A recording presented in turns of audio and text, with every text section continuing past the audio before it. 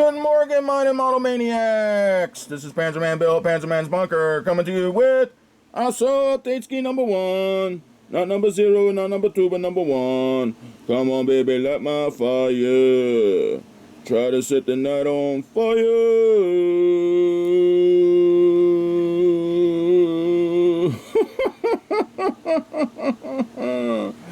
Of Jim Parashakis's Caesar in Gaul group build. I'll submit to the will of Rome, you barbarian slime. Never, you Roman invader, you feel the pointy end of my stick, you invader. Alright, fellas, I kind of started this while I was at a show, so it won't be a start proof, but not too much. I can show you the construction phase right here. Yeah, Bill, let's get down and show the stuff right now. Yeah. That's right here, Herd. Oh! Alright, here, these are Warlord miniature figures. They're 28 millimeter high. These are the Gaul tribesmen.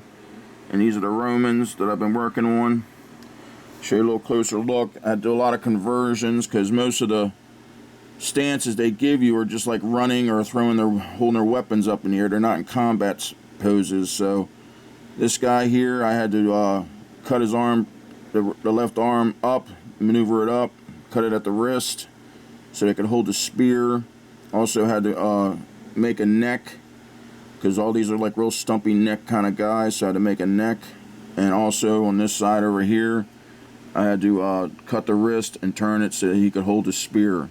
So this guy has a lot of conversions, but he'll be attacking one of the Romans with the spear. I don't like you Roman guys. Get out of my country. Here's the next Gaul tribesman. The weapons that they gave you were just swords and spears, but I did see that they did use axes, battle axes too. So I made this battle axe out of styrene and some spare parts of a spear.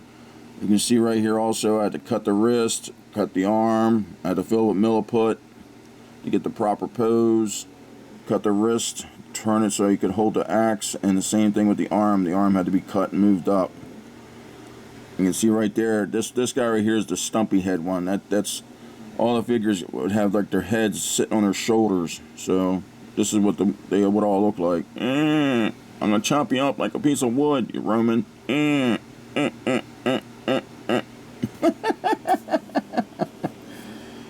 here's the chieftain coming down.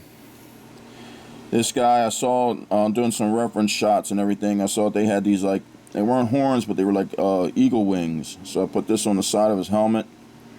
I had to make a neck for him also so he could be turned sideways. And I made they also had capes.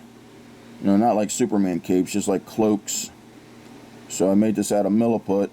And what's neat about these, when you paint them up, they wore all kind of real gaudy looking checkered, patterned clothes and stuff, like flannel, patterned clothes. So I'll be doing lots of fun painting with these guys with colorful paint. I'm coming for you, Roman. Maximilian, you better wish you never came to Gaul. Also, I had to modify the shield so that he could hold it better. Made a little grab handle right here on the back. Cool looking shield for the chieftain. Alright, that's a standard Roman figure right out of the box. Most of them would have that kind of pose, so I didn't want them all to look exactly the same. So I cut the arm free and twisted the arm around on this guy and cut his head backwards. The stump on the torso so his head could be lifted up in an upward pose.